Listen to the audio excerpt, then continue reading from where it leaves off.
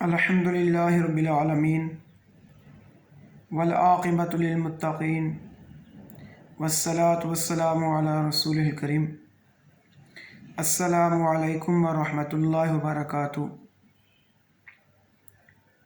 جی عزیز طلبہ و طالبات، ہمارا جو چیپٹر نمبر 6 ہے اس کے لیکچر چل رہے ہیں۔ اس سے پہلے آپ نے سورہ حجرات کی آیت نمبر 6 سے آیت نمبر 13 تک کے لیکچر سنے۔ آج کا لیکچر نمبر 16 اس کا پارٹ 1، اس میں سورہ نور کی آیت نمبر 30 اور 31 ہے۔ پہلے چیپٹر میں ہم اس کا لیکچر کے پہلے حصے میں ان دونوں آیات کا ہم ترجمہ پڑھیں گے، تو دوسرے حصے میں اس کی انشاءاللہ تشریح ہوگی۔ یہ دونوں آیات بڑی اہم ہیں۔ آپ کے پاس جو کورس آؤٹ لائن ہے آپ اس کے اوپر دیکھیں۔ اللہ تبارک و تعالیٰ ارشاد فرما رہے ہیں، قُل لِّلْمُؤْمِنِينَ يَغُضُّوا مِنْ أَبْصَارِهِمْ وَيَحْفَظُوا فُرُوجَهُمْ۔ قل کا میننگ آپ جانتے ہیں، قل کا میننگ ہوتا ہے کہہ دیجئے۔ اور اللہ تبارک و تعالیٰ جب قرآن مجید فرقان حمید کے اندر فرماتے ہیں قل، تو اس سے مراد ہوتا ہے کہ اے نبی صلی اللہ علیہ وسلم آپ فرما دیجئے، للمؤمنین مومنوں کو، ایمان والوں کو، یغضوا من ابصارہم وہ اپنی نگاہیں نیچی رکھیں، وَيَحْفَظُوا فُرُوجَهُمْ اور وہ حفاظت کریں، فروجہم اپنی شرمگاہوں کی۔ اردو کے اندر بھی ہم دیکھتے ہیں غض بصر یعنی نگاہ کو نیچے رکھنا۔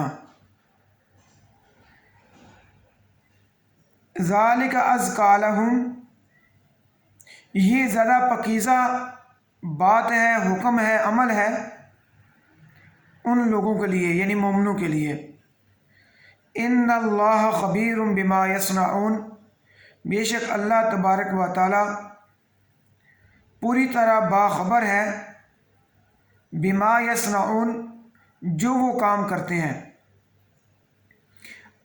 اس پہلی آیت کے اندر مومن مردوں کو نگاہیں نیچی رکھنے کا اور اپنی شرمگاہوں کی حفاظت کرنے کا حکم دیا گیا آیت نمبر 30 کے اندر، اور آیت نمبر 31 کے اندر مومن عورتوں کو بھی حکم دیا گیا، اور ساتھ ہی ساتھ پردے کا حکم دیا گیا۔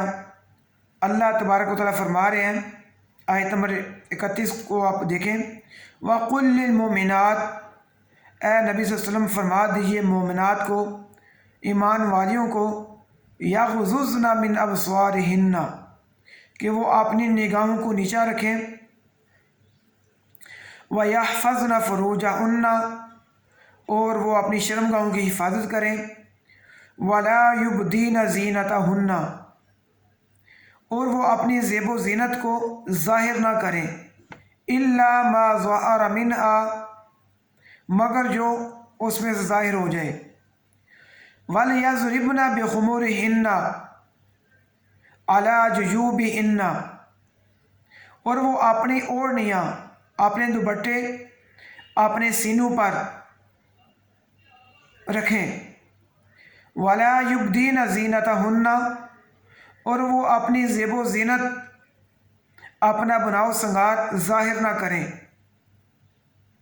مگر مگر لِبُعُولَتِهِنَّ سوائے اپنے شوہروں کے، او آبائہن اور اپنے باپوں کے، او آباء بعولتہن یا اپنے شوہر کے باپ کے، او ابنائہن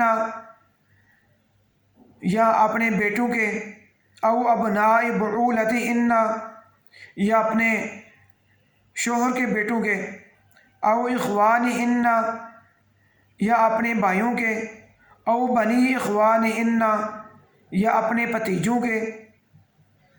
بنی کہتے ہیں بیٹے کو، اخوانہن اپنے بھائیوں کے بیٹے جو ہوتے ہیں وہ بھتیجے، او بنی اخواتہن یا اپنے بانجوں کے، او نسائہن یا اپنی عورتوں کے، او ما ملکت ایمانہن جن کے مالک ہوئے ان کے دائیں ہاتھ، یعنی اپنی لونڈیاں، او التابعین غیر اولی الاربہ من الرجال یا مردوں میں سے ایسے تابع دار جن کو شہوت نہ آتی ہو، او الطفل الذی لم یظہروا علی عورات النساء یا ایسے بچے جن پر ابھی عورتوں کی خفیہ چیز ظاہر نہ ہوئی ہو، ولا یضربن بارجلہن اور وہ نہ اپنے پاؤں زمین پر ماریں، لیعلم ما یخفین من زینتہن تاکہ ان کی زینت کی جو خفیہ چیزیں ہیں وہ ظاہر ہو جائیں، وہ معلوم ہو جائیں۔ وَتُوبُوا إِلَى اللَّهِ جَمِيعًا اور تم سارے اللہ تبارک و تعالیٰ کی ہاں توبہ کرو، ایھا المؤمنون اے مومنو، لعلکم تفلحون تاکہ تم کامیاب ہو سکو۔ جی عزیز بیٹا، یہ تھا ان دونوں آیات مبارکہ کا ترجمہ کہ ان آیات مبارکہ کے اندر جس چیز کی طرف رہنمائی کی گئی وہ ہے اپنی نگاہوں کی حفاظت اور اپنی شرمگاہوں کی حفاظت۔ اللہ تبارک و تعالیٰ پہلی آیت کے اندر مومن مردوں کو بتا رہے ہیں، ان کو حکم دیا جا رہا ہے کہ اگر آپ راستے میں گزر رہے ہیں تو دھیان سے گزریں، کہیں تمہاری نظر کسی غیر محرم پر نہ پڑے۔ مومن مردوں کو بھی حکم ہے اور مومن عورتوں کو بھی حکم ہے۔ اور پھر نگاہوں کی حفاظت، شیطان تو چاہتا ہے کہ نگاہیں آدمی نگاہوں سے گناہ کرتا رہے، اور سب سے شیطان کے تیروں میں سے سب سے جو پہلا تیر ہے وہ انسان کی بری نظر ہے، اس لیے حکم دیا گیا کہ اپنی نظروں کی حفاظت کریں۔ اس کے بعد جب نظروں کی حفاظت نہیں ہوتی تو پھر انسان بے راہ روی کا شکار ہو جاتا ہے، فحاشی اور جانی کی طرف چلا جاتا ہے، اور پھر اللہ تبارک و تعالیٰ کی نافرمانیوں کی طرف چلا جاتا ہے۔ اس لیے فرمایا گیا وَيَحْفَظُوا فُرُوجَهُمْ تم اپنی شرمگاہوں کی حفاظت کرو، اور ساتھ ہی فرما دیا ذَلِكَ أَزْكَىٰ لَهُمْ یہ بہت ہی پاکیزہ عمل ہے ان کے لیے جو اپنی شرمگاہوں کی حفاظت کرتے ہیں، اپنی نگاہوں کی حفاظت کرتے ہیں، تو یہ پاکیزہ عمل ہے۔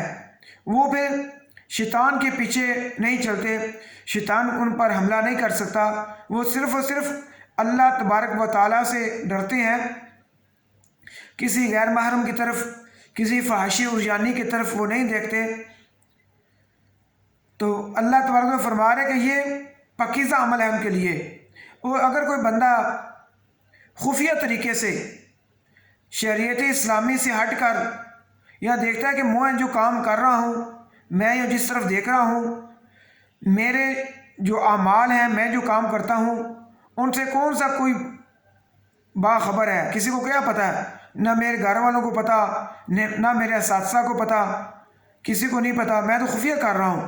لیکن اللہ تبارک و تعالیٰ فرما رہے ہیں ان اللہ خبیر بما یصنعون کہ اللہ تبارک و تعالیٰ سے کوئی چیز خفیہ نہیں ہے۔ اللہ تبارک و تعالیٰ ہر چیز سے باخبر ہیں جو وہ کام کرتے ہیں۔ اللہ تبارک و تعالیٰ سے دعا ہے کہ اللہ تبارک و تعالیٰ ہمیں اپنی نظروں کی، اپنی شرمگاہوں کی حفاظت کرنے کی توفیق عطا فرمائے۔ دوسری آیت کی تشریح وہ دوسرے پارٹ میں ہوگی، لیکچر نمبر 16 کے پارٹ نمبر 2 میں وہ دوسری آیت کی جو تشریح ہے وہ اس میں ہم کریں گے۔ اللہ تبارک و تعالیٰ ہمیں اس پر عمل کرنے کی توفیق عطا فرمائے۔ وَأَقُولُ قَوْلِي هَٰذَا أَسْتَغْفِرُ اللَّهَ لِي وَلَكُمْ وَلِسَائِرِ الْمُسْلِمِينَ۔